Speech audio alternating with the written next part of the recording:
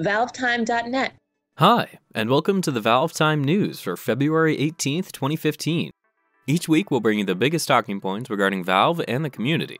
Now the news. As we predicted on our last update, this past week saw the arrival of New Bloom 2015, the most recent major update for Dota 2. Like last year's inaugural New Bloom Festival update, the 2015 edition once again focuses on Chinese New Year and the arrival of springtime, while introducing a brand new hero straight from Dota All-Stars, this time in the form of Winter Wyvern, voiced by Merle Dandridge.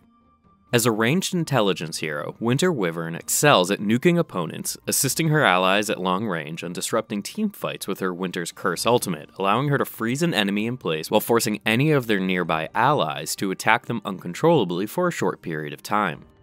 Wyvern was revealed alongside several other features of the update in a short Source Filmmaker trailer originally released during the finals of the Dota Asia Championship on Monday the 9th of February.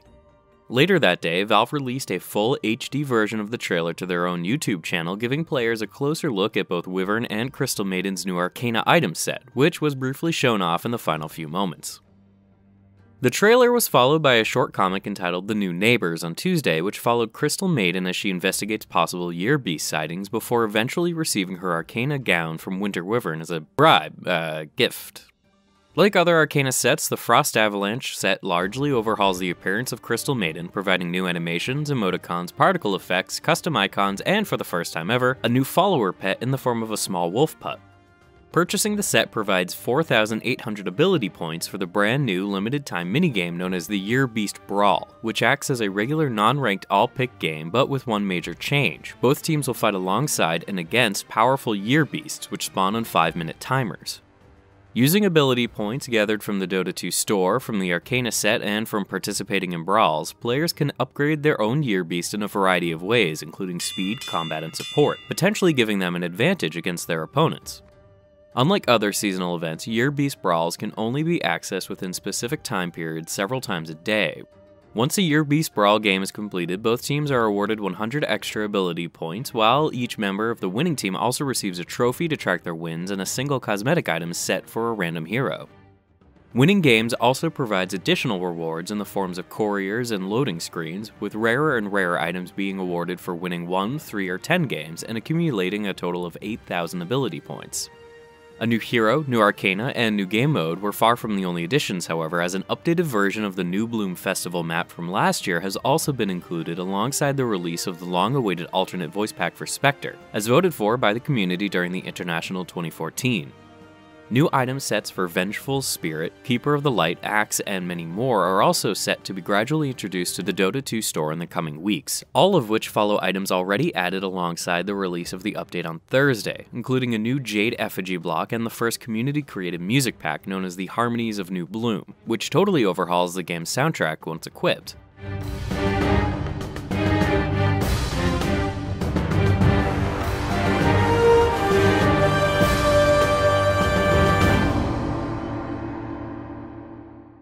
Several other highly requested changes have also been implemented, including updates to the item drop system, which once again provides a small chance to receive single unmarketable items, and balance tweaks to several popular heroes. These include a reduction to Juggernaut's ability growth per level, rescale mana cost for his Healing Ward and Blade Fury abilities, reduced kill thresholds for Axe's Culling Blade ultimate, a duration reduction for Vengeful Spirit's Wave of Terror, and a movement speed reduction for Lion's Hex. New Bloom 2015 turned out to be quite the sizable update, and there's definitely more to read about the 4-part update announcement over on the Dota 2 blog if you're interested. The event proved so popular in the early days that aside from repeatedly crashing the Dota 2 network on multiple occasions, it also managed to help Dota 2 become the first and currently only Steam game to surpass 1 million concurrent players, reaching close to 1.1 million on Saturday the 14th. It's been a long time coming, but it's certainly nice to see the game doing so well, especially given it's usually followed by its slightly older cousin CSGO, which frequently peaks at just under 500,000, not too bad for a series over a decade and a half old. Valve weren't the only ones celebrating New Bloom this year, as WeLoveFine also got in on the action by announcing the winners of the New Bloom merchandise design contest we spoke about last year. The winners include a Chibi Juggernaut shirt, the Techies vs. Jakiro mousepad, and several others which are absolutely worth checking out if you're looking for some new super nerdy clothes.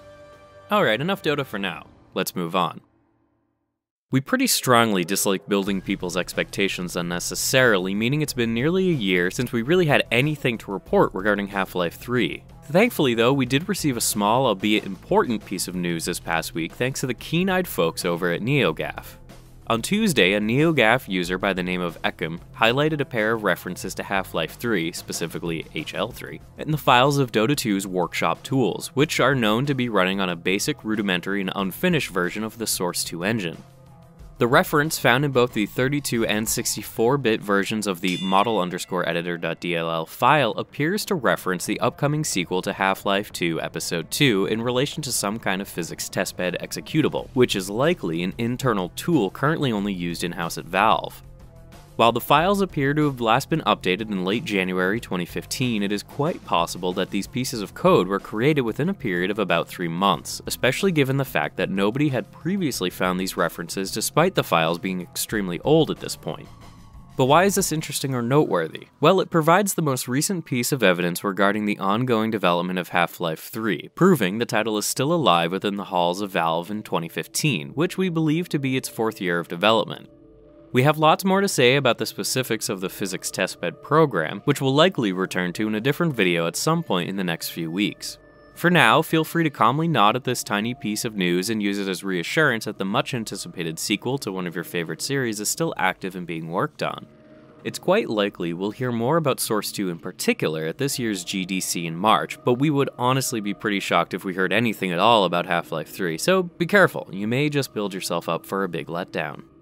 If you're looking to learn more about the kinds of content Valve will be unveiling and discussing for GDC 2015 in March, be sure to head on over to a new article on the ValveTime website which describes the kinds of talks in which Valve will be participating at the event. The article, written by Smash, also focuses on the latest of the revealed talks known as GL Next, the future of high-performance graphics. It will see representatives from Valve and other studios discuss the future of OpenGL graphics technology, something which likely relates heavily to Valve's increased interest in both Linux and SteamOS. The other talks are also discussed in a lot of detail, including the previously announced advanced VR rendering and physics for game programmers talks, and we're very happy with how the article turned out, so head on over and take a look. We'll be sure to let you know if and when any other talks are unveiled for GDC in March. Back in the realm of updates, this week's update for Counter-Strike Global Offensive introduced a bunch of interesting new content, including 5 new music sets and 12 new stickers. These music packs set something of a new precedent for including tracks based on third-party games such as Hotline Miami and the Talos Principle, both of which are now available.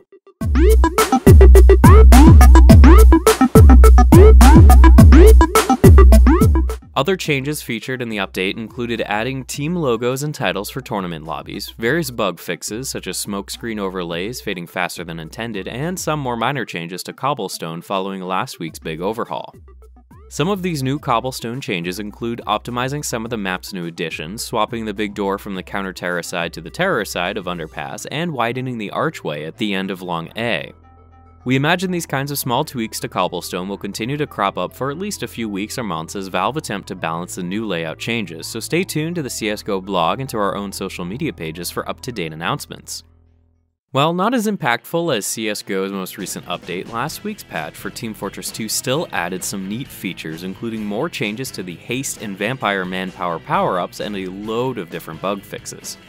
The nice and naughty winter crates from 2014's Smithmas update were finally removed, alongside the addition of 2 new crate series, one which focuses on new killstreak kits, while the other contains the expected batch of Strangifiers, weapons, hats, and strange parts. Along with the rest of the updates we've mentioned in this episode, be sure to check out the video description to take a closer look at all the different details within the patch notes. That's everything for this week, so be sure to check out our previous content, to subscribe to our YouTube channel, and to follow us on Facebook, Twitter, and Twitch TV to catch the latest Valve news as it happens. Thanks for watching, and bye for now.